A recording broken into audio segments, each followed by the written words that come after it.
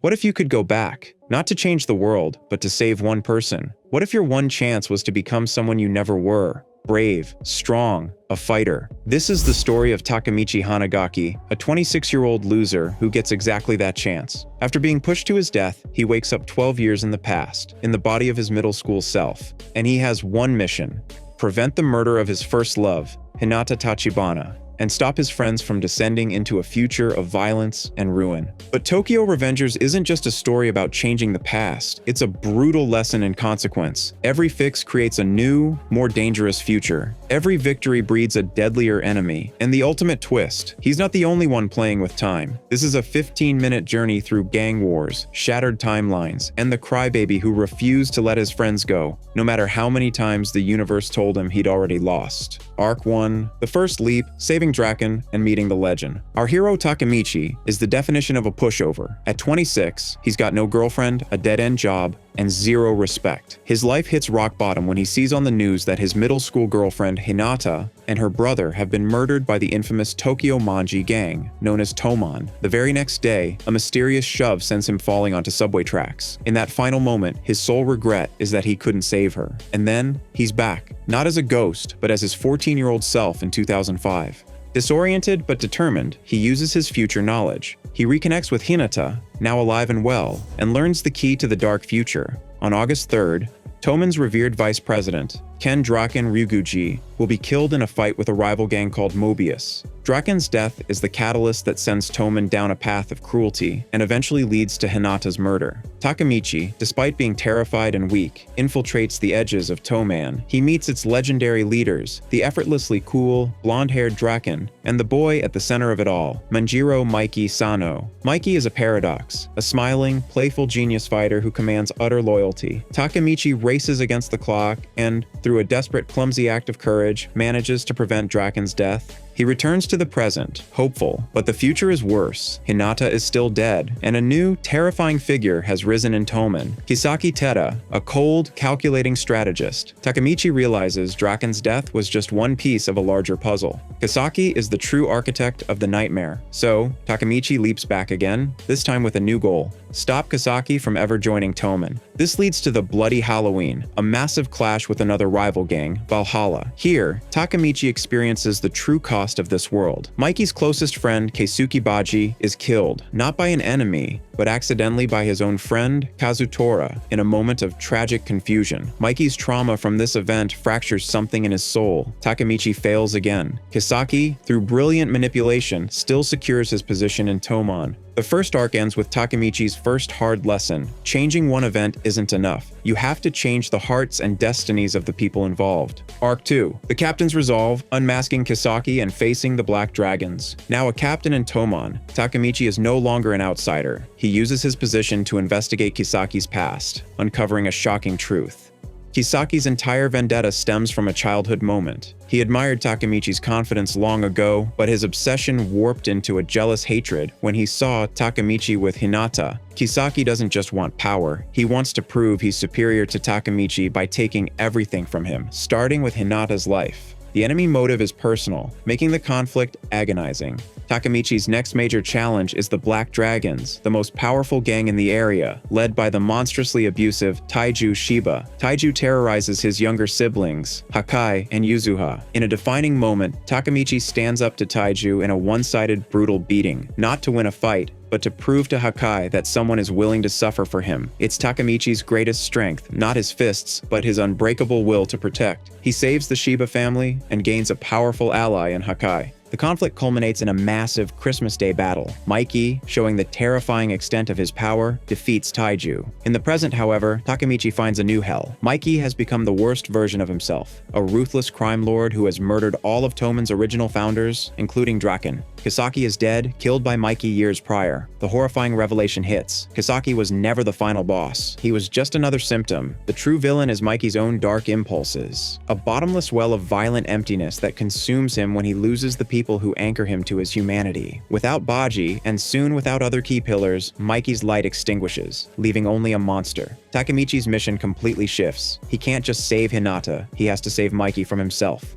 Arc 3, The Final Timelines, Brothers, Betrayals, and the Last Chance. Takemichi leaps back, now focused solely on saving Mikey. He faces the gang Tenjiku, led by two devastating figures: Kisaki, now in open rebellion, and Izana Kurokawa, Mikey's estranged adopted brother. Izana, consumed by jealousy and a desire for Mikey's love, launches an all-out war. In the brutal conflict, tragedy strikes again. Mikey's beloved sister Emma is killed. This loss pushes Mikey further toward his dark destiny. Takemichi finally confronts Kisaki in a cathartic, savage fistfight, defeating him not with superior skill, but with pure, unwavering resolve. Kisaki's story ends not in glory, but under the wheels of a truck, a fittingly ignoble end for a man who tried to control fate. In the present, a bittersweet victory seems won. Toman is disbanded. Takemichi lives a happy, normal life with Hinata, but Mikey is gone, and then he reappears as the leader of the Tokyo Manji Gang, a massive, brutal criminal empire. Here, the story's masterstroke is revealed. Mikey confesses to Takemichi. He can also time leap. For years, Mikey has been manipulating events from the shadows. He pushed Takemichi away, allowed tragedies to happen, and created worse timelines, all in a twisted attempt to protect his friends from his own dark impulses. He believed his very presence doomed everyone he loved. The final battle is not between hero and villain, but between two friends trapped in a time loop. One trying to save, the other convinced he is beyond saving. The final arc is a race to the root of the corruption. Takemichi learns the origin. Mikey's older brother, Shinichiro, was the original time leaper. His meddling with time to save a friend is what first triggered Mikey's dark impulses as a child. In the last, desperate timeline, Takemichi goes back further than ever before. He doesn't throw a punch. He doesn't fight a gang.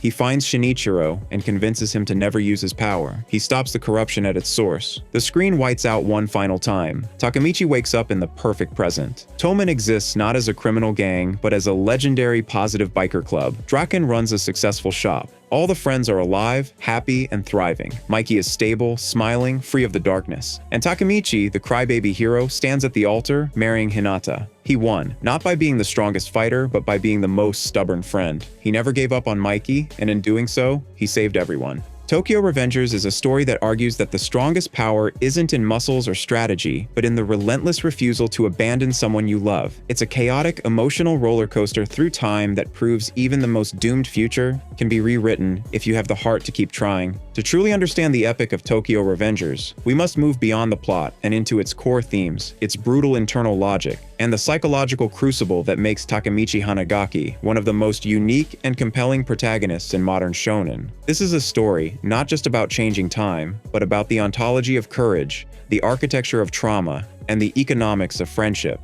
The psychology of Takemichi, the courage of the coward. Most time travel protagonists gain a power-up with their leap, new skills, knowledge, or physical prowess. Takemichi gains nothing but memory. He remains, physically and instinctively, a coward. His heart races, he cries constantly, he wants to run. This is the series' genius. His heroism is not an innate trait, it is a series of conscious, agonizing choices. Every time he stands his ground against a Mikey or a Taiju, he is actively overriding every survival instinct in his body. His power isn't strength, it's empathy and foresight. He knows the future cost of his inaction. He has seen the graves. This transforms his cowardice from a flaw into the very source of his resolve. He isn't brave despite being scared. He is brave because he is scared and chooses to act anyway. This makes every victory feel earned, every fistfight a monumental act of will. He represents the ultimate fantasy for anyone who has ever felt powerless. The chance to go back with your current mind and stand up, even if your knees are knocking.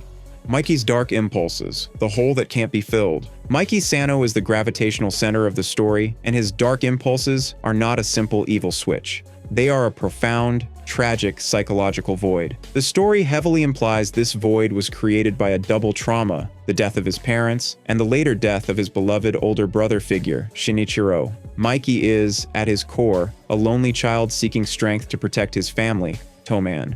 But the power he possesses is so absolute that it isolates him. The dark impulses represent what happens when that loneliness and immense power meet, a nihilistic urge to destroy everything, including himself, because he believes his very presence brings ruin. Every timeline where Mikey falls is a timeline where his support system, Draken, Emma, Baji, eventually Takemichi, is removed. He isn't corrupted by power, he is unanchored by grief. Takemichi's final mission isn't to defeat Mikey's darkness, but to become an unbreakable anchor, a friend so stubborn he can fill the void with loyalty instead of violence. Kisaki Tera, the villain as Dark Mirror. Kisaki is often seen as a pure evil schemer, but he is more. He is Takemichi's dark reflection. Both are physically weak. Both are obsessed with Hinata. Both use knowledge, Takemichi of the future, Kisaki of human psychology, to manipulate events. The critical difference is in their orientation. Takemichi is oriented toward protection and connection. He wants to save everyone, to maintain the friend group.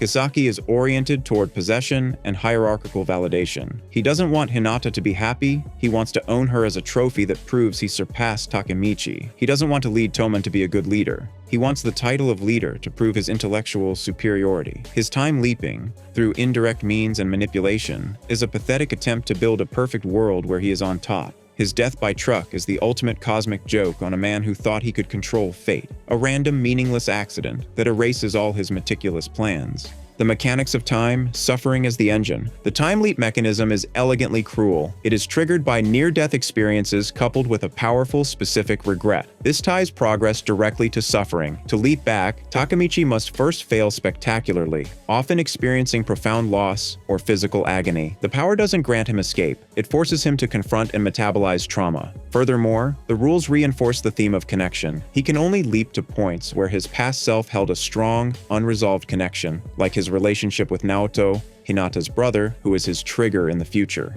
Time travel is not a science, it's an emotional haunting. The multiple timeline structure is also key. Unlike Back to the Future, changes don't ripple. They snap into entirely new, pre-existing realities. This means Takemichi isn't editing history, he is jumping tracks. The original horrible future always exists somewhere. This adds a layer of existential weight. He's not erasing his friend's suffering in one world, he's abandoning that world entirely to find a better one. His mission becomes less about fixing mistakes and more about a multiversal search for the one timeline where the most people get to be happy, a desperately optimistic goal.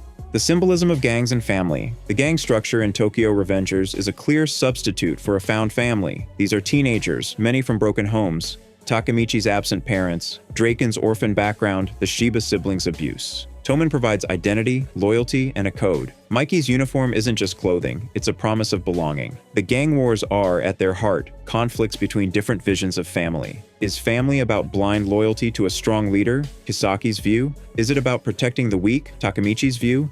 Or is it about creating a legacy that outlives you, Shinichiro's original dream for the Black Dragons? The fights are physical manifestations of these ideological clashes over what it means to belong and protect. The ending's philosophical payoff, the rejection of time travel. The perfect ending is a narrative masterstroke because it rejects the very premise of the story. Takemichi's final successful act is to convince Shinichiro to never use time travel. He doesn't find a better way to use the power, he ends the cycle of manipulation at its source. The message is clear, time travel is a corrupting cheat code that ultimately destroys lives. True salvation doesn't come from changing the past, but from building a present strong enough that no one feels the need to. The perfect timeline is the one where the time leap power never existed. Happiness is achieved not through supernatural intervention, but through ordinary human connection, support, and choosing to be there for each other in the moment. This is why Tokyo Revengers resonates. It wears the clothes of a gang battle manga, but its heart is a deep psychological exploration of trauma, friendship, and the hard, unglamorous work of being a good person. Takemichi wins not because he becomes the strongest, but because he remains, steadfastly and tearfully, the most human. In a world of flashy kicks and complex schemes, his greatest weapon is his refusal to let a friend suffer alone, and in the end, that proves to be the only force powerful enough to bend time itself toward a happy ending.